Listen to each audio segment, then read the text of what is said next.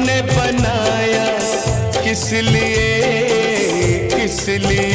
तू अकेला ना रह जाए, तू अकेला ना रह जाए, इसलिए, इसलिए, इसलिए, इसलिए। तुझे रब ने बनाया किस लिए,